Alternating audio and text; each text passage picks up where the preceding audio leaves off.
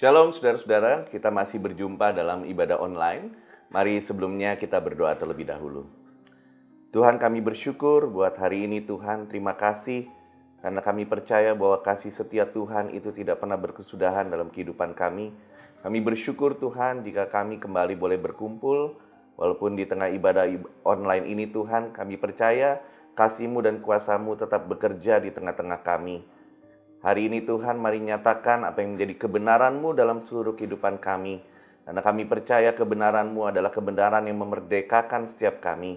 Oleh sebab itu berfirman-Lah Tuhan, maka kami siap mendengar. Urapi hamba-Mu, urapi setiap kami Tuhan. Sehingga setiap firman yang kami dengar, kami juga boleh menjadi pelaku-pelaku firman-Mu. Terpujilah nama-Mu Tuhan, hanya di dalam nama Tuhan Yesus. Haleluya. Amin. Hari ini saudara kita akan belajar tentang harapan di tengah goncangan, saudara. Saya percaya bahwa sudah beberapa lama berlalu dan kita masih mengalami apa yang dinamakan tentang pandemi corona ini, saudara. Sudah beberapa bulan berlalu dan saya tahu bahwa begitu banyaknya masalah yang terjadi, begitu banyaknya kesulitan-kesulitan yang terjadi di dalam kehidupan kita.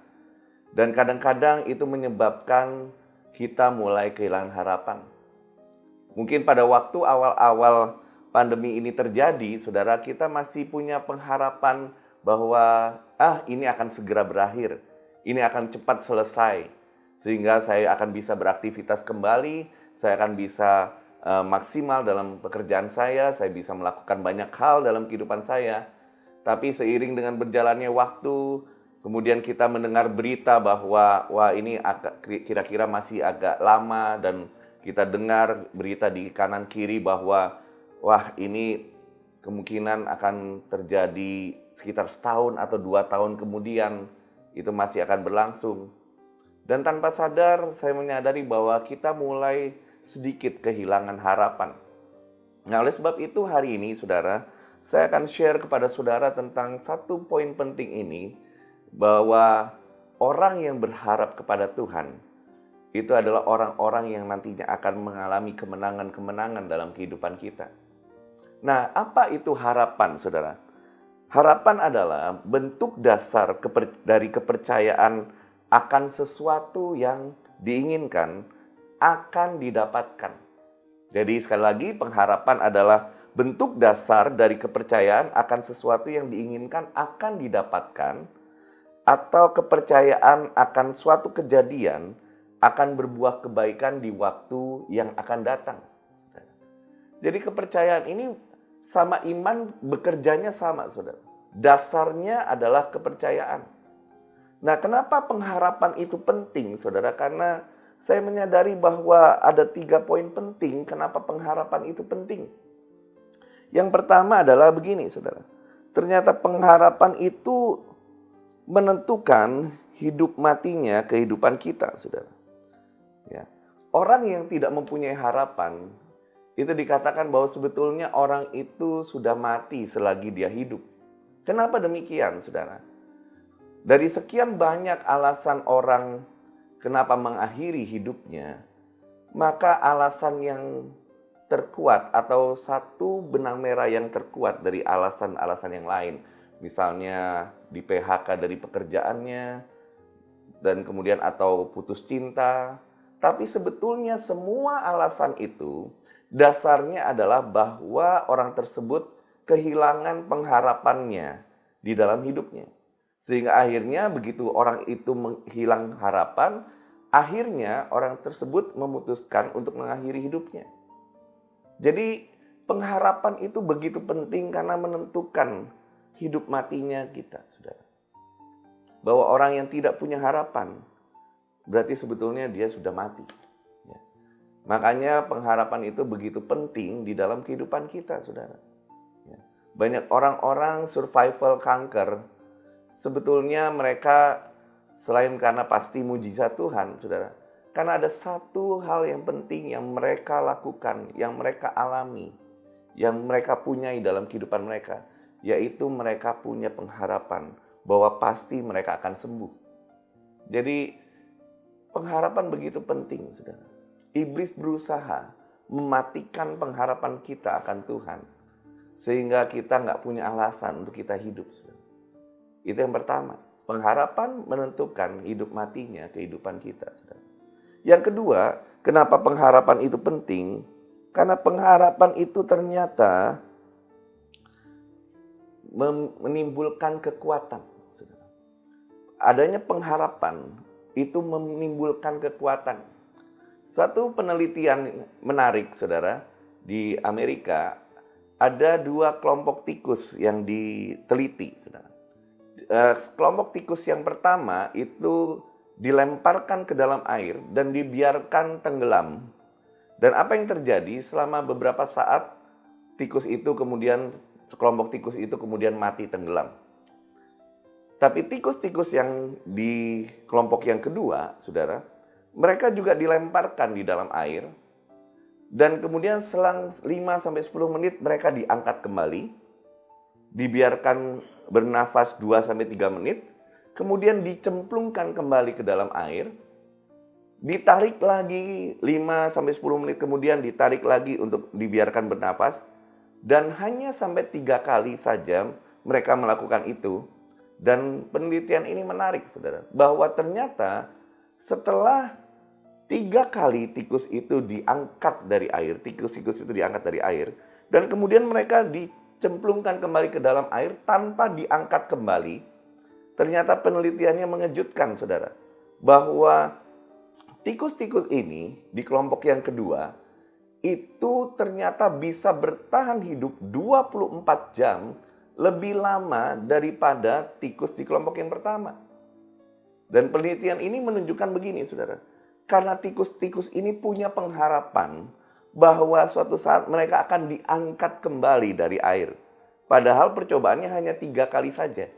Hanya 3 kali saja tikus itu diangkat dalam air, dan kemudian dilepaskan, dan kemudian diteliti, baru 1 hari kemudian tikus-tikus itu mati di dalam air. Kalau tikus-tikus saja, saudara, punya pengharapan, dan ternyata itu menimbulkan kekuatan yang sangat besar di dalam kehidupan, maka apalagi manusia, saudara, bahwa ternyata pengharapan kita itu akan menimbulkan kekuatan yang ada di dalam kita. Dan yang ketiga, kenapa pengharapan itu penting, saudara? Bahwa ternyata pengharapan itu adalah lawan dari ketakutan, kekhawatiran, kegelisahan di dalam kehidupan kita, saudara. Di dalam Mazmur pasal yang ke-42, saudara, di ayat yang ke-5 dan 11, pemazmur berkata bahwa mengapa engkau tertekan dan mengapa engkau gelisah, hai jiwaku, berharaplah kepadanya. Ya. Jadi ternyata pemazmur mengatakan bahwa ada kegelisahan, ada tekanan di dalam dirinya. Dan cara untuk menghancurkan tekanan, kegelisahan di dalam dirinya, ketakutan, kekhawatiran, adalah memiliki pengharapan yang benar kepada Allah. Dan pemazmur nggak hanya berhenti 1 ayat saja, di ayat yang ke-11 kemudian pemazmur juga berkata seperti itu, mengapa engkau tertekan? Ya. Jadi masalah dan tekanan pasti ada di dalam kehidupan kita. Tapi pemazmur itu mengajarkan kepada kita bahwa jika kita tertekan dan gelisah, berharaplah kepada Tuhan. Jadi pengharapan itu akan menghancurkan ketakutan, tekanan, kegelisahan di dalam kehidupan kita. Nah, kalau kita menyadari betapa pentingnya pengharapan dalam kehidupan kita, saudara, bahwa pengharapan itu menentukan mati hidupnya kita. Pengharapan itu menimbulkan kekuatan. Pengharapan itu bisa menghancurkan, melawan setiap tekanan, kegelisahan, ketakutan, kekhawatiran dalam kehidupan kita. Maka kita harus memiliki dasar pengharapan yang kuat, saudara. Karena ternyata ada orang-orang yang kelihatannya punya pengharapan, tapi orang tersebut menaruh dasar yang salah dari pengharapannya. Ada banyak orang berharap pada manusia. Pada waktu masalah datang dalam kehidupannya, orang tersebut kemudian berharap pada manusia. Siapa yang bisa tolong saya? Siapa yang bisa bantu saya? Ada yang berharap pada kekuatannya sendiri. Bahwa pada waktu masalah datang, dia berusaha mengandalkan kekuatannya sendiri. Dan itu tidak akan bisa menolong manusia tersebut. Karena Yeremia pasal yang ke-17 ayat yang ke-5 berkata, terkutuklah orang yang mengandalkan manusia dan yang mengandalkan kekuatannya sendiri. Di ayat yang ke-6 firman Tuhan berkata di dalam terjemahan yang lain, firman Tuhan berkata, there is no hope in the future. Nggak ada harapan di masa depannya bagi orang-orang yang mengandalkan manusia dan bagi orang-orang yang mengandalkan kekuatannya sendiri. Dan akhirnya orang yang mengandalkan manusia, mengandalkan kekuatannya sendiri, akhirnya mengalami kekecewaan, akhirnya mengalami kekhawatiran, ketakutan karena pengharapan yang salah yang dia letakkan, saudara. Nah, dan akhirnya firman Tuhan berkata di Yeremia 17 ayat 5, dan yang hatinya menjauh dari Tuhan. Coba kita introspeksi sebentar, saudara, bahwa apakah dengan adanya masalah-masalah yang dihadapi hari-hari ini, di tengah masalah COVID yang saya percaya, saya juga tahu bahwa ini menghantam segala macam segi, baik perekonomian, baik kehidupan sosial, apapun dihantam. Dan goncangan ini dikatakan adalah goncangan yang terbesar, salah satu goncangan yang terbesar, karena goncangan ini ada di seluruh dunia. Apa yang kita lakukan, saudara? Apakah kita mulai mengandalkan manusia atau mengandalkan kekuatan kita sendiri? Dan tanpa sadar, kita mulai kecewa sama Tuhan dan hati kita menjauh. Nah, oleh sebab itu, mari kita bahas sama-sama, saudara, apa dasar yang kita harus letakkan? Di dalam 1 Petrus pasal yang pertama, ayat yang ke-13, saudara. 1 Petrus pasal yang pertama ayat yang ke-13. Bahwa firman Tuhan berkata kita harus meletakkan seluruh pengharapan kita kepada kasih karunia yang dianugerahkan kepada kita. Jadi kita meletakkan dasar pengharapan kita itu kepada kasih karunia yang telah dianugerahkan kepada kita. Dalam 1 Petrus 1 ayat 3 juga berkata, karena Kristuslah kita memiliki hidup yang penuh dengan pengharapan. Jadi jelas dasar pengharapan kita bukan karena keadaan kita. Dasar pengharapan kita bukan kita letakkan pada manusia, pada keluarga kita, pada pasangan kita, pada orang-orang yang bisa membantu kita. Tapi dasar pengharapan kita adalah karena Kristus. Nah, mari kita belajar sama-sama dalam sebuah kisah di Ratapan pasal yang ketiga. Kita akan belajar dari Nabi Yeremia yang mengalami masalah dalam kehidupannya dan bagaimana dia memiliki akhirnya meletakkan dasar yang kuat akan pengharapannya, saudara. Kitab Ratapan itu ditulis pada waktu Nabi Yeremia dan seluruh bangsa Israel itu mengalami penjajahan oleh Babel. Mereka mengalami pembuangan dan mereka semua dipindahkan, beberapa yang pinter-pinter, yang hebat-hebat juga dipindahkan ke negeri Babel, salah satunya juga Daniel. Dan apa yang terjadi, saudara, pada waktu itu bangsa Israel mengalami kesusahan yang sangat dalam. Dan bukan itu saja, Nabi Yeremia, saudara, itu adalah seorang nabi yang sebetulnya cukup mengalami kesulitan. Dia sendiri tidak dipercaya oleh bangsanya, saudara. Bangsa Israel yang hidupnya dipimpin oleh Tuhan, biasanya ada beberapa nabi-nabi penting yang mendampingi kehidupan mereka. Tapi lucunya atau menariknya adalah begini, bahwa Nabi Yeremia adalah seorang nabi yang tidak dianggap oleh bangsanya sendiri. Setiap perkataan dari Nabi Yeremia, setiap himbauan, setiap nasihat, setiap teguran yang Nabi Yeremia lakukan, itu tidak diindahkan oleh orang-orang Israel, saudara. Jadi, saudara, kalau kita baca di kitab Ratapan dari pasal yang pertama sampai pasal yang kelima, itu kita bisa melihat betapa banyaknya keluhan-keluhan dan betapa menderitanya mereka. Di dalam Ratapan pasal yang ketiga, ayat yang pertama sampai ayat yang ke-20, itu menggambarkan betapa menderitanya Nabi Yeremia, apa yang dia alami. Bahkan di situ digambarkan bahwa dia menyangka bahwa Tuhan itu telah meninggalkan dia. Semua doa-doanya tidak dijawab. Orang-orang tidak menghiraukan dia. Setiap perkataannya tidak didengar oleh bangsa Israel. Padahal yang nyuruh ngomong itu Tuhan. Ya. Jadi saudara, Nabi Yeremia mengalami krisis kepercayaan, krisis harapan. Di ayat yang ke-18 firman Tuhan berkata, "Sangkaku hilang lenyaplah kemasyuranku dan harapanku kepada Tuhan." Nabi Yeremia sempat kehilangan harapan kepada Tuhan. Dan coba kita lihat saudara. Di ayat 20 firman Tuhan berkata, "Jiwaku selalu teringat akan hal itu dan tertekan dalam diriku." Yang diingat-ingat oleh Nabi Yeremia adalah betapa besarnya masalah yang dia hadapi, betapa buruknya setiap kejadian yang dialami. Tetapi ayat ke-21 merupakan titik balik dari kehidupan Nabi Yeremia. Di tengah masalah yang terjadi, nanti saudara bisa baca di rumah dari ayat yang pertama sampai ayat yang ke-20. Begitu terpuruknya Nabi Yeremia yang mungkin kita belum mengalami sebagian kecil dari apa yang Nabi Yeremia alami. Tapi di ayat yang ke-21 ada sebuah dasar yang kita bisa belajar sama-sama.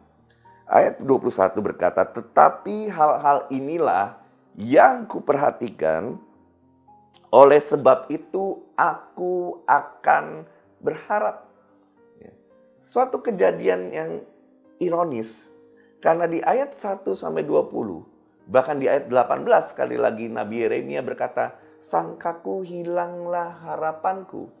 Tetapi hanya berselang 3 ayat kemudian Nabi Yeremia seakan-akan tersadar dan dia berkata, "Tetapi hal-hal inilah yang kuperhatikan." Di dalam bahasa yang lain firman Tuhan berkata, "Tetapi hal-hal inilah yang kupikirkan." Apa yang diperhatikan Nabi Yeremia? Apa yang dipikirkan Nabi Yeremia? Karena sebelumnya Nabi Yeremia memikirkan betapa malangnya nasibnya, betapa terpuruknya keadaannya. Dia memikirkan itu, dia memusatkan perhatiannya kepada hal-hal itu. Tapi kemudian ayat 21 Nabi Yeremia berkata, "Tetapi ya, hal inilah yang kuperhatikan." Apa yang menjadi fokus, saudara, dari Nabi Yeremia? Apa yang menjadi pusat perhatian Nabi Yeremia? Dan kita bisa belajar sama-sama dari Nabi Yeremia tersebut, saudara. Bahwa kemudian Nabi Yeremia mengalihkan fokusnya kepada ini, saudara. Di ayat 22, firman Tuhan berkata, "Tak berkesudahan kasih setia Tuhan, tak habis-habisnya rahmatnya, selalu baru setiap pagi, besar kesetiaanmu." Saudara, ternyata inilah yang diperhatikan oleh Nabi Yeremia. Inilah yang difokuskan oleh Nabi Yeremia. Kalau sebelumnya dia fokus kepada masalahnya, dia fokus kepada apa yang dialami, dia fokus kepada kenyataan yang dia hadapi. Tapi kemudian dia mengalihkan fokusnya kepada hal yang benar. Saudara, pengharapan kita seringkali pupus di tengah jalan karena kita tidak menaruh pengharapan kita pada dasar yang benar. Mungkin kelihatannya kita menaruh pengharapan kita kepada Tuhan. Tapi ternyata seiring dengan berjalannya waktu, waktulah yang akan membuktikan apakah dasar pengharapan kita benar-benar kepada Tuhan atau kepada sesuatu yang lain. Mungkin kita menaruh pengharapan kita pada pasangan kita, pada keuangan kita, pada apa yang kita miliki. Tapi belum tentu kita menaruh pengharapan kita kepada Tuhan. Tapi Nabi Yeremia mengajarkan, yang dia perhatikan yang pertama adalah tak berkesudahan kasih setia Tuhan. Apa yang menjadi dasar pengharapan kita yang pertama? Dasar pengharapan kita adalah kasih Tuhan yang tidak berkesudahan. Kata kasih Tuhan atau kasih setia Tuhan berasal dari kata keset yang artinya begini. Berlimpah-limpah kasihnya, berlimpah-limpah kebaikannya, berlimpah-limpah kemurahannya. Kalau Nabi Yeremia sebelumnya menaruh perhatian fokusnya kepada begitu banyaknya masalah yang dia hadapi, tapi kemudian Nabi Yeremia berubah fokusnya dan dia menyadari betapa berlimpah-limpahnya kasihnya, betapa berlimpah-limpahnya kebaikannya, betapa berlimpah-limpahnya kemurahan dalam kehidupannya. Dan oleh sebab itu, dia memiliki pengharapan. Ada banyak di antara kita mungkin kita mulai kehilangan pengharapan, saudara. Kita mulai merasa bahwa kenapa masalahnya nggak selesai-selesai. Sehingga kita lupa. Kita hanya berfokus pada masalah kita. Kita lupa bahwa kasihnya itu berlimpah-limpah. Kebaikannya itu berlimpah-limpah. Kemurahannya itu berlimpah-limpah. Nah, sekali lagi tadi di 1 Petrus 1 ayat yang ketiga berkata, karena Kristus kita itu memiliki hidup yang penuh pengharapan. Karena kasihnya kita itu memiliki hidup yang penuh pengharapan. Karena Kristus mati buat kita, kita memiliki hidup yang penuh pengharapan. Jadi dasar pengharapan kita yang pertama adalah karena kasihnya tidak berkesudahan dalam kehidupan kita. Memang mungkin di tengah-tengah perjalanan dalam kehidupan kita, kita punya filosofi yang agak keliru tentang kasih Tuhan. Kita menganggap kalau Tuhan mengasihi kita, maka seharusnya kita nggak punya masalah dalam kehidupan kita. Dan kita lupa bahwa ternyata pengharapan yang kita miliki itu dilatih oleh Tuhan. Coba kita lihat sebentar di dalam Roma pasal yang ketiga, Roma pasal yang kelima maksud saya. Mulai ayat yang pertama sampai ayat yang kelima, saya bacakan buat saudara. Sebab itu kita yang dibenarkan karena iman, kita hidup dalam damai sejahtera dengan Allah, oleh karena Tuhan kita, Yesus Kristus. Oleh Dia, kita juga beroleh jalan masuk oleh iman kepada kasih karunia ini. Di dalam kasih karunia ini, kita berdiri dan kita bermegah dalam pengharapan akan menerima kemuliaan Allah. Di ayat 1 dan 2 firman Tuhan berkata, sebab itu kita yang dibenarkan karena iman, kita hidup dalam sejahtera, damai sejahtera. Dan ayat yang kedua dikatakan bahwa di dalam kasih karunia itu kita berdiri, kita bermegah dalam pengharapan akan menerima kemuliaan Allah. Jadi saudara, bahwa kita itu bisa bermegah karena kasih karunia dan pengharapan kita akan kemuliaan Allah. Nah, di ayat yang ketiga firman Tuhan berkata, dan bukan hanya itu saja, kita malah bermegah juga dalam kesengsaraan kita. Karena kita tahu bahwa kesengsaraan itu menimbulkan ketekunan. Dan ketekunan menimbulkan tahan uji. Dan tahan uji menimbulkan pengharapan. Dan pengharapan tidak mengecewakan, karena kasih Allah telah dicurahkan di dalam hati kita oleh Roh Kudus yang telah dikaruniakan kepada kita. Ada sesuatu yang menarik, saudara, di ayat-ayat ini.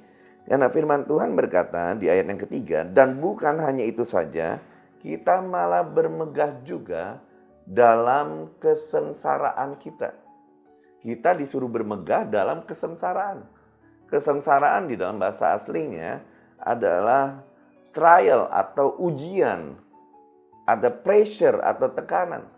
Nah, menariknya adalah kenapa justru kita disuruh bermegah di dalam kesengsaraan kita. Karena filosofi dunia adalah kalau kita sengsara, kita akan terpuruk. Nah, inilah perbedaan antara jalan Tuhan dan jalan dunia atau jalan iblis. Tuhan mengizinkan masalah ini terjadi untuk supaya kita menjadi pribadi yang jauh lebih kuat dan bergantung kepadanya. Sedangkan iblis memberikan masalah, tekanan dalam kehidupan kita, supaya kita kehilangan kepercayaan kita akan Tuhan, dan hidup kita menjadi terpuruk. Nah, kadang-kadang jalan Tuhan ini tidak dimengerti. Karena manusia berpikir kalau Tuhan mengasihi dia, harusnya tidak ada kesengsaraan. Harusnya nggak ada ujian, harusnya nggak ada masalah. Tapi coba kita lihat, apa maksud Tuhan tentang kita bermegah dalam kesengsaraan? Ternyata waktu kita bermegah dalam kesengsaraan kita, dalam ujian, dalam tekanan, firman Tuhan berkata, karena kita tahu bahwa kesengsaraan itu menimbulkan ketekunan. Ya. Kesengsaraan menimbulkan ketekunan. Saudara, ternyata apa yang kita alami, dikatakan ketekunan di dalam bahasa aslinya adalah endurance atau tahan uji. Ya. Ternyata kesengsaraan menimbulkan ketekunan. Nah, dari ketekunan itu, saudara, kita mulai mencari Tuhan, kita mulai bertahan. Dan firman Tuhan berkata di ayat yang keempat, dan ketekunan menimbulkan tahan uji. Ya. Ketekunan menimbulkan tahan uji.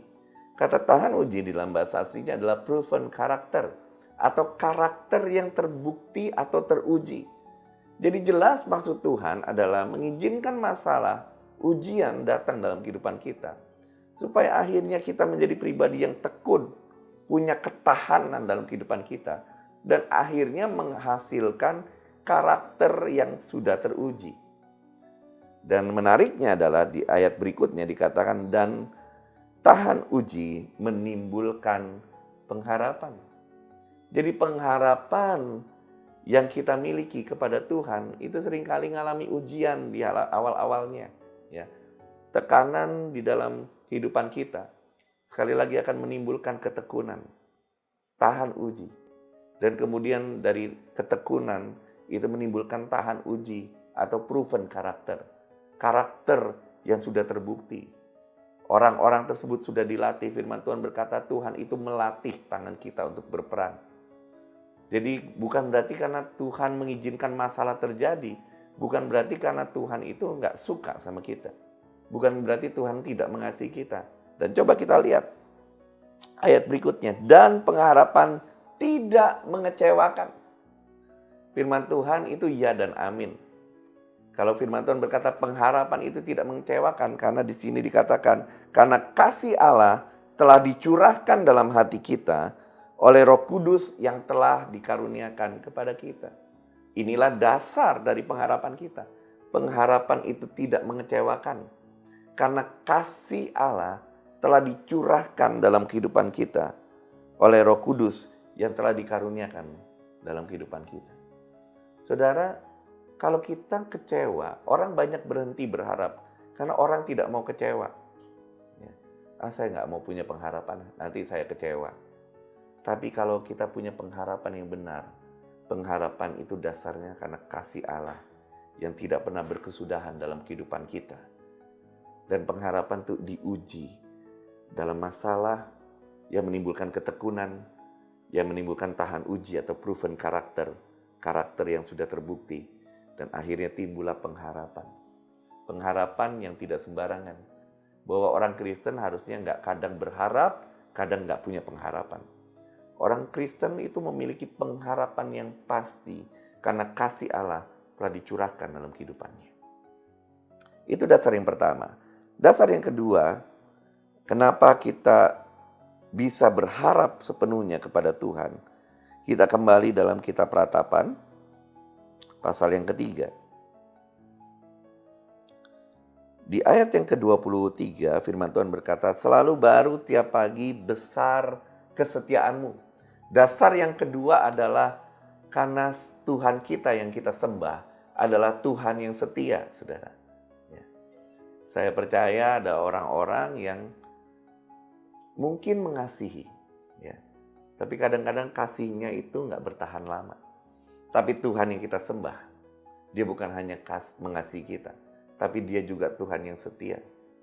Nabi Yeremia menulis dalam kitabnya sendiri di kitab Yeremia pasal yang ke-31 ayat 3. Firman Tuhan berkata, aku mengasihi engkau dengan kasih yang kekal, dan aku akan melanjutkan kasih setiaku secara turun-temurun.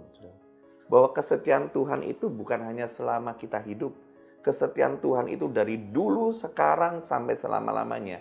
Tuhan kita adalah Tuhan yang setia. Dan itulah harusnya menjadi dasar pengharapan kita. Bahwa Tuhan yang kita sembah adalah Tuhan yang setia. Apapun yang terjadi dalam kehidupan kita, bahwa Dia tetap setia pada janjinya. Oleh sebab itu yang harusnya menjadi dasar dari pengharapan kita. Nah, yang ketiga, saudara. Yang ketiga adalah, apa yang menjadi dasar kita berharap? Selain dasarnya adalah kasih Tuhan yang tidak berkesudahan dalam kehidupan kita. Yang kedua adalah karena Tuhan kita adalah Tuhan yang setia dalam kehidupan kita.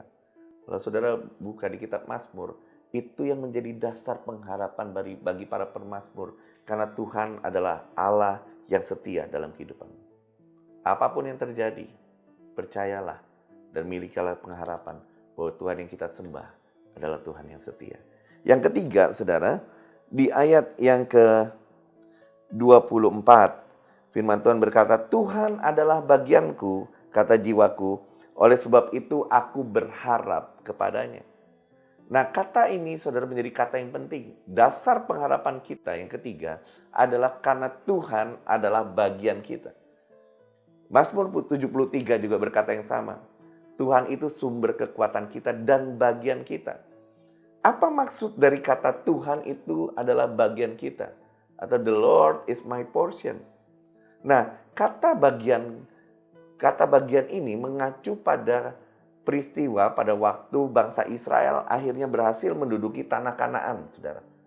Di mana kemudian mereka mulai membagi daerah-daerah ke 11 suku.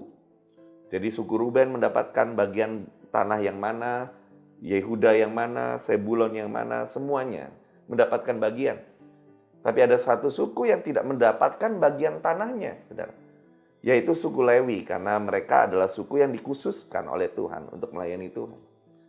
Tapi hal yang menarik adalah kalau suku-suku yang lain mendapatkan tanah atau daerah, maka Tuhan berkata kepada suku Lewi bahwa akulah yang menjadi bagianmu. Wow, itu luar biasa sekali, saudara.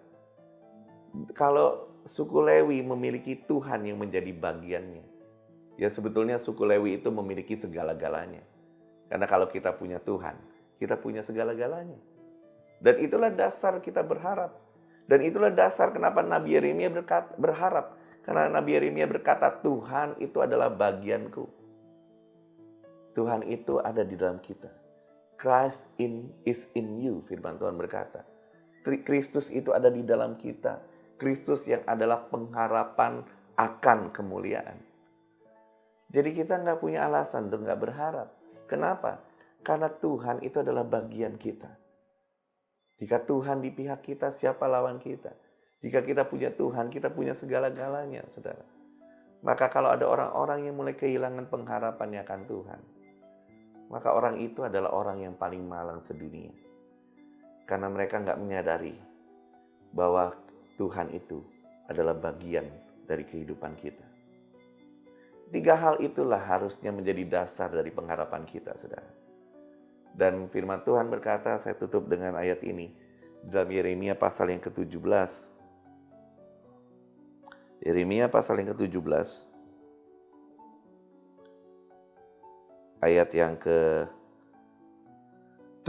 Firman Tuhan berkata, diberkatilah orang yang mengandalkan Tuhan, yang menaruh harapannya pada Tuhan. Ia akan seperti pohon yang ditanam di tepi air, yang merambatkan akar-akarnya ke tepi batang air, dan yang tidak mengalami datangnya panas terik, yang daunnya tetap hijau, yang tidak khawatir dalam tahun kering, dan yang tidak berhenti menghasilkan buah. Firman Tuhan berkata, diberkatilah orang yang mengandalkan Tuhan, dan yang menaruh harapannya kepada Tuhan. Dia nggak pernah khawatir di tahun kering. Dia akan terus menghasilkan buah pada musimnya. Jadi saudaraku yang terkasih, jangan kehilangan pengharapan. Taruh dasar yang benar akan pengharapan kita kepada Tuhan. Dia mengasihi kita, Dia Allah yang setia, dan Dia adalah bagian kita. Dan kita akan akhiri dengan ayat ini, di Roma pasal yang ke-15, ayat yang ke-13. Semoga Allah sumber pengharapan memenuhi kamu dengan segala sukacita dan damai sejahtera dalam iman kamu, supaya oleh kekuatan Roh Kudus kamu berlimpah-limpah dalam pengharapan. Ini doa Paulus kepada orang-orang di Roma, dan ini juga menjadi doa saya kepada saudara-saudara sekalian, dimanapun saudara berada, bahwa dikatakan semoga Allah sumber pengharapan, Dia itu sumber pengharapan kita, memenuhi kita dengan segala sukacita dan damai sejahtera. Ciri-ciri orang yang punya harapan kepada Tuhan, harapan yang benar kepada Tuhan, akan memiliki damai sejahtera dan sukacita dalam kehidupannya, dalam iman kamu, supaya oleh kekuatan Roh Kudus kamu berlimpah-limpah dalam pengharapan. Tuhan menginginkan, merindukan kita memiliki pribadi, atau kita sebagai pribadi yang memiliki pengharapan yang berlimpah-limpah. Pesan saya, apapun yang terjadi, jangan kehilangan pengharapanmu pada Tuhan. Karena Tuhan kita yang kita sembah adalah Tuhan yang dahsyat, Tuhan yang luar biasa. Mari kita berdoa. Kami bersyukur buat hari ini Tuhan, terima kasih buat firman-Mu. Kami berdoa Tuhan, Ampuni kami kalau kami mulai kehilangan pengharapan akan Engkau Tuhan. Kami lebih fokus kepada masalah kami lebih takut, kami menjadi takut, kami menjadi khawatir Tuhan, akan masalah yang menimpa kami yang tidak selesai-selesai. Tapi firman-Mu Tuhan berkata bahwa kami nggak perlu takut, kami nggak perlu khawatir, karena kami memiliki dasar pengharapan yang kuat, karena Engkau mengasihi kami, karena Engkau Allah yang setia, dan karena Engkau adalah bagian dari kehidupan kami Tuhan. Kami bersyukur Tuhan, dan Roh Kudus tolong pimpin kami, kekuatan-Mu Tuhan, yang akan memimpin kami sehingga kami memiliki pengharapan yang berlimpah-limpah. Dan biar damai sejahtera dan sukacita-Mu juga melimpah dalam kehidupan kami, saat kami menghadapi masalah demi masalah yang terjadi dalam kehidupan kami. Damai sejahtera dan sukacita-Mu melimpah, karena kami memiliki pengharapan yang kuat akan Engkau. Terima kasih Tuhan buat kasih-Mu. Terima kasih buat kesetiaan-Mu Tuhan dalam kehidupan kami. Kami bersyukur Tuhan. Kami menyerahkan semuanya ke dalam tangan-Mu. Dan kami percaya Tuhan, kami mau memiliki pengharapan yang benar akan Engkau. Terpujilah nama-Mu Tuhan. Nama-Mu berdoa, biar terjadi breakthrough dalam seluruh kehidupan orang-orang yang mendengar firman ini Tuhan. Kami percaya Tuhan, bahwa pengharapan akan Engkau tidak pernah mengecewakan karena kasih-Mu telah dicurahkan dalam kehidupan kami. Terpujilah nama-Mu, hanya di dalam nama Tuhan Yesus. Haleluya. Amin. Tuhan Yesus memberkati saudara.